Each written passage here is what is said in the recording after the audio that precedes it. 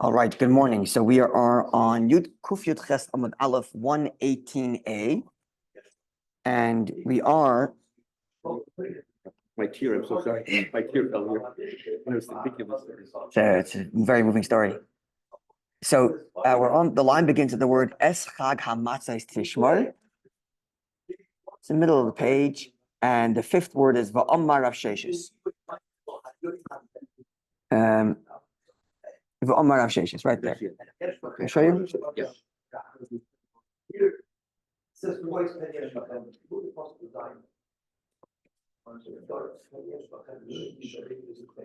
Here. Okay, so the Gemara, this is the final comment from the Gemara. That's kind of on a tangent a little bit before the Gemara gets back to its primary discussion, which is on the halal of the Seder night and thus the rest of halal in general. That's the Gemara is going to get back to that after this final comment. But yesterday we had comments from Rav Sheshes, who spoke in the name of Rabbi Levi ben Azariah, and the statement yesterday was anyone who disregards the holidays, it's as if they're idol worshippers, and we spoke about that. Now another similar statement from Rav Sheshes in the name of Rabbi Levi ben Azariah. So let's read.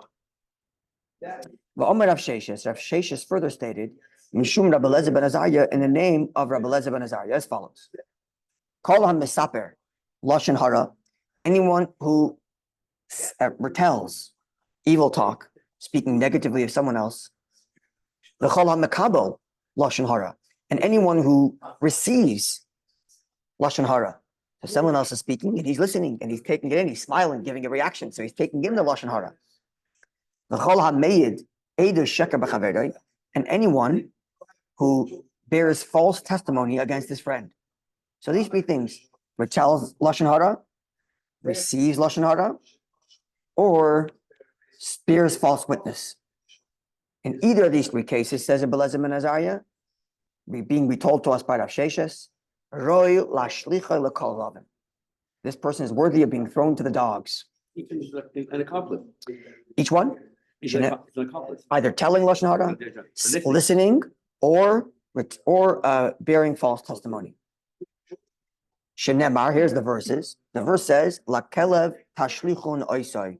The Torah speaks of certain types of non-kosher, which is called terefa. We'll get into that perhaps in a moment.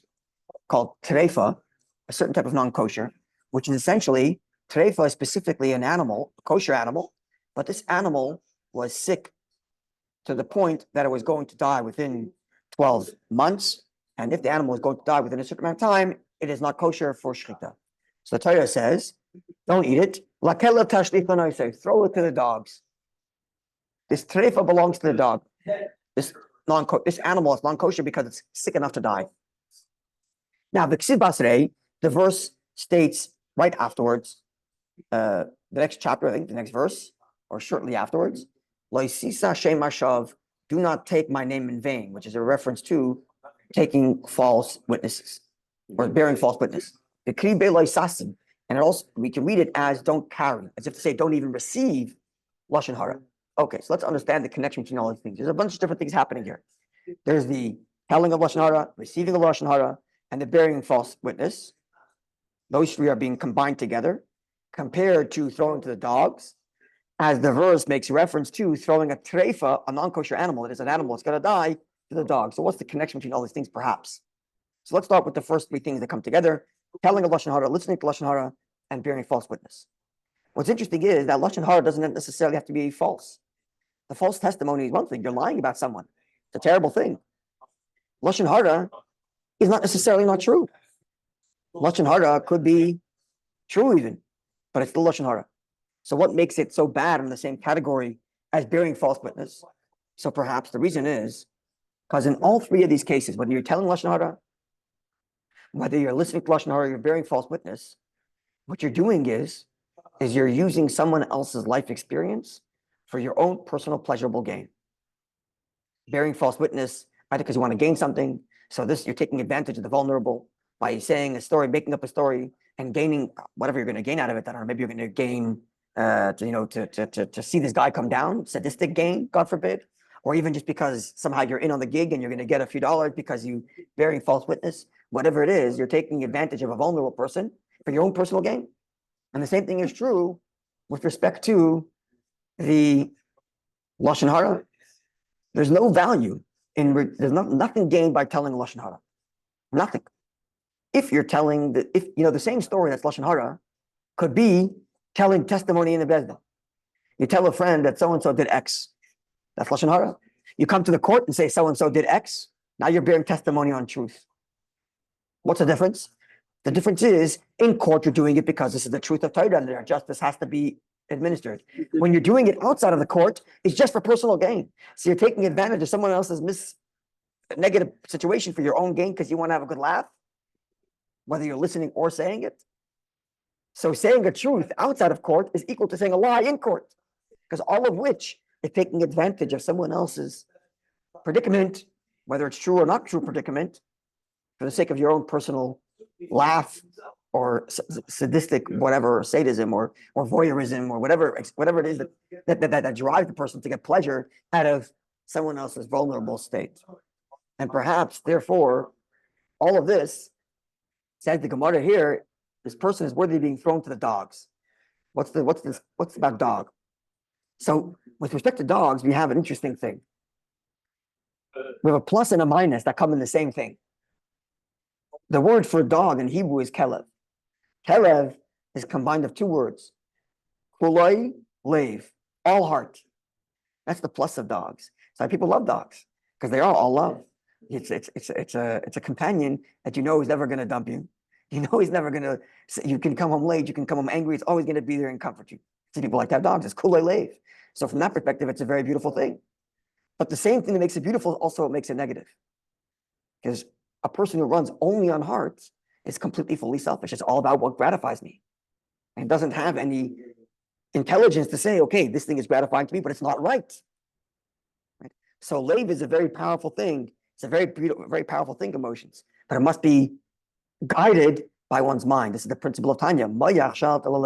That the mind must rule the heart. It must guide the heart in the right direction. Otherwise, it becomes selfish. It becomes narcissistic, and it becomes God forbid, sociopathic even. Right? So a person who is lashon hara, saying false witness, that is to say, he's enjoying emotionally, getting enjoyment and pleasure out of someone else's negative predicament. That's like a dog, which is all heart, which is misplaced. And this is similar, and this links to the halacha of where this verse comes from to be thrown to the dogs. But we said that the pasuk cited here, which says, "La kelav tashluchon oisei," you should throw the meat to the dogs, is referring to a kosher animal that is sick to the point that it's going to die within 12 months. That's the animal that the verse says, throw to the dogs. And this is what we're comparing to the one who says, lashon hara, or listens to lashon hara, says false witness. So what's the connection here? Perhaps as follows. You see, death, that's a disease. And death, as you explained many times, is really shouldn't exist. When the world was created, death wasn't there. Death only came from sin. Because what is death really? Where does death come from? Why is death coming from sin? Well, because Hashem is the source of life. So if something's connected to Hashem, why should it die? It can't die. It's connected to life. There is no other source of life. So what happens when someone takes life from Hashem, but does so in a way that's selfish?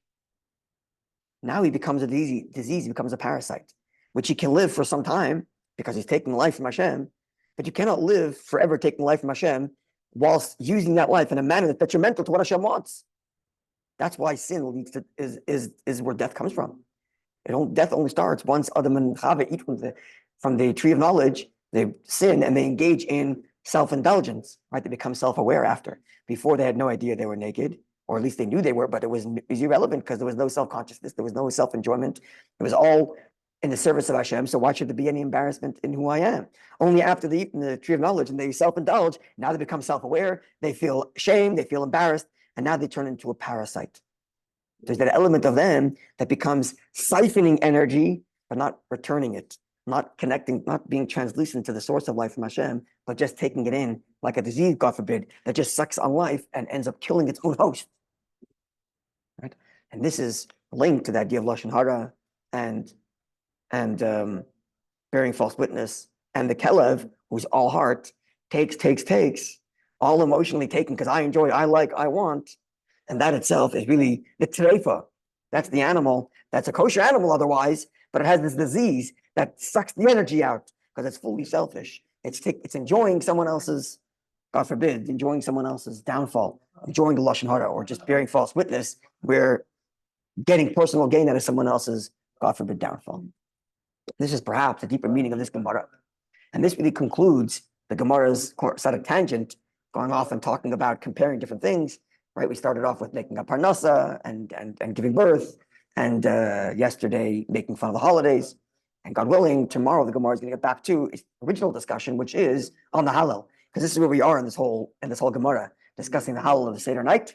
So God willing, today is Thursday, so God willing, tomorrow we'll go back to the Gemara there, where Gemara is going to take us down the road of understanding more and more about the Hallel, and very beautiful insight into the nature of Hallel. And God willing, when we come to Sukkot and we say Hallel, we'll have another and a better appreciation for it. Okay, wonderful day, everybody.